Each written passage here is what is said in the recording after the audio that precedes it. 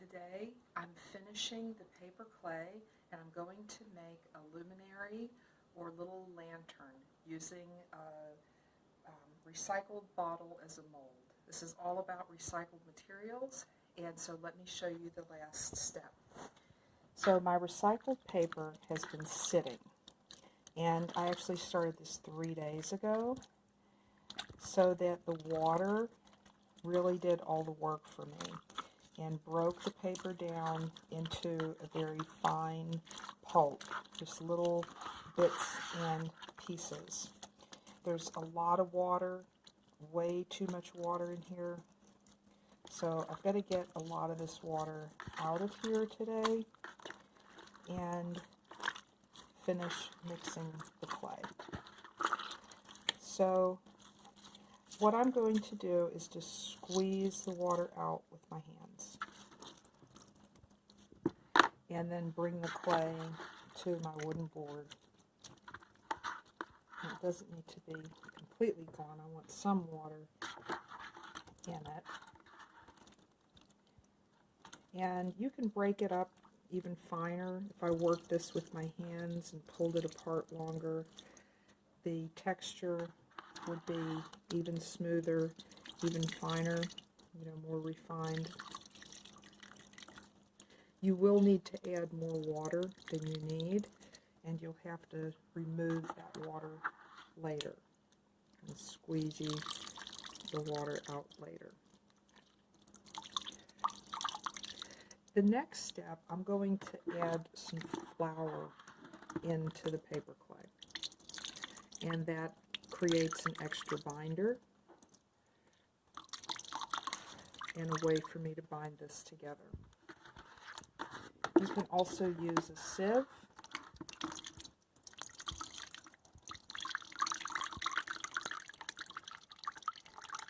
And I'm actually going to grab one to finish up the last of this. Okay, so I'm using a sieve and another bowl here to catch the excess water. Usually I do not mix art and food as a safety precaution. Because I'm not using anything but paper and flour, it's okay to intermix these a little bit. It's still not a good habit to get into, to mix your clay and your food prep tools. So now I'm actually going to put that back into my bucket, and I'll add some flour as the binder. So the binder helps to hold these materials together. Help get that water out. And if you don't have a screen, you can still use your hands and get in there and squeeze that water out. Okay. So all I have is just regular all-purpose flour and just about a cup, okay? And I'm just going to sprinkle that in, a little less than a cup. And I'm just going to mix that in. And with my hands, I'm still continuing to break that down. And I'm squeezing it through my hands.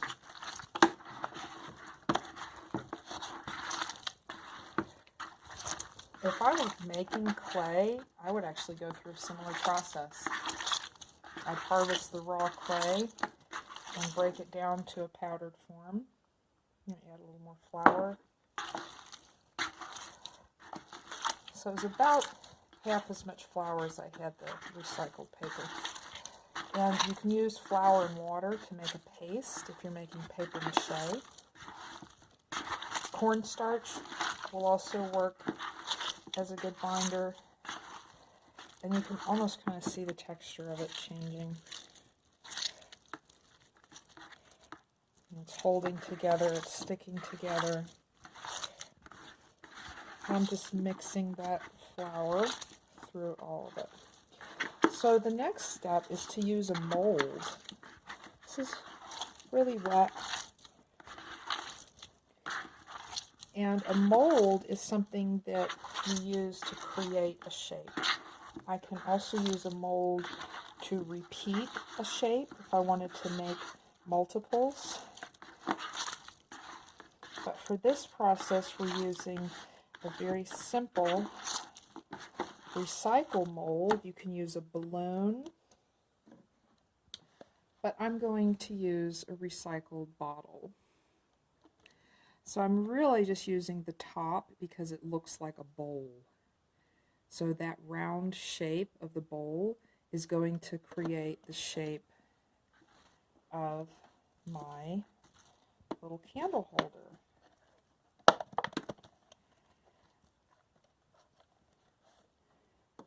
And you can see how that's forming. I'm really pressing, really pressing. Now when this dries, this will shrink a little bit as it dries. I'm looking at how thick the walls are and feeling how thick those are. I don't want them too thick because I want this to be a candle holder. This is also going to be, now not a fire candle. I'm using a little electric candle. We don't want to mix fire and paper clay. But a little electric candle. And I'm actually going to make little holes in here that will be openings for light. And I like using this because I can see on the other side and see how smooth that's going to be.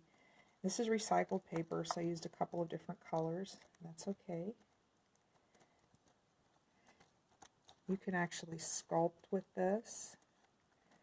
And you'd really just kind of take your time and work it with your hands and work it into the shape that you want. And I'm making the walls fairly thick so that it has the strength to stand up. And so I don't want to make the holes yet. First I'm going to make it strong and just get the shape going. You can store paper clay. You want to store it in a paper bag, seal it up, or like a Tupperware container. If you're using flour, this is organic, it'll go bad and get nasty and funky and grow mold and get stinky. This is okay to compost. So whatever I have left that I don't sculpt with today, I'll probably compost. I want to check my bottom here. I don't want that to stick out and then it won't stand up right. Okay, get that sticking right. And almost similar to the pinch pot, I'm like pinching the clay, the paper clay.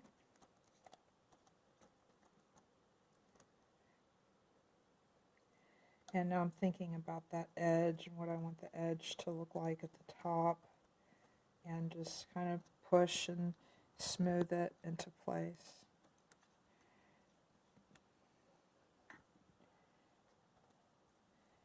And where you need more, you can add more.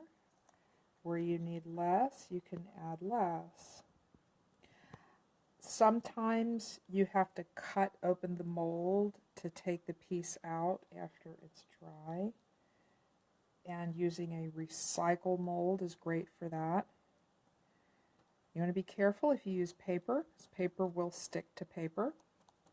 But if you put a piece of newspaper in between, you know, you could use a toilet paper roll or something like that. So now what about the holes? So this is supposed to be about light. I think I want to make it kind of like a flower. And do like petals at the top. There, I'll give it some flower petals at the top. This will need to dry overnight.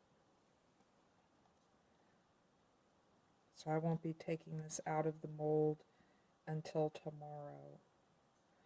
So it takes time. You got to collect the paper, let the paper break down, get your mold, kind of sculpt into your mold. Well, it's starting to come together. Something's starting to happen. So now I'm going to take one of my little sculpting tools here and just start to sculpt into it. And figure out which shape I like best and start to make some openings for light. This is all about, it's going to be a little electric lantern.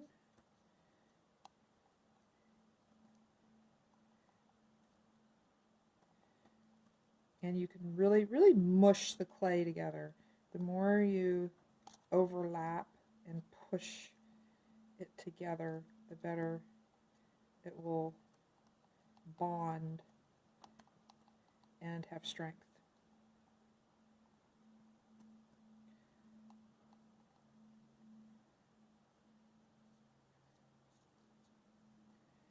So I'm going to spend some time just kind of sculpting and creating these openings here in the piece to add some more openings for light.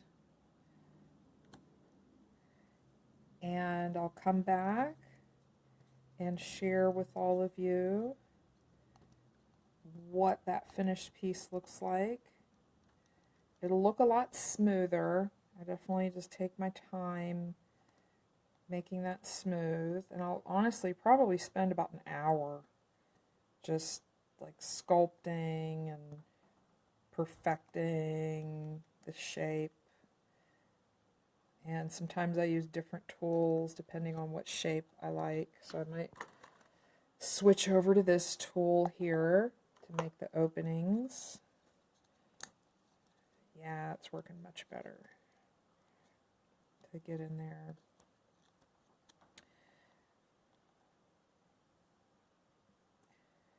But we'll come back with the finished video and kind of show you the final step. So after I really smooth and perfect, and that takes a long time. We'd be here watching this video for like hours.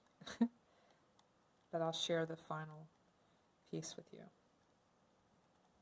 Okay, so that's enough to get you started and start the process.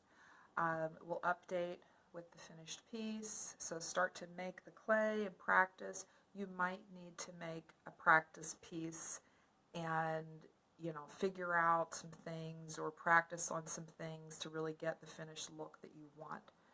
And that's kind of what craftsmanship is all about. But really have fun with it and have a great time. I can't wait to see your process. Thank you.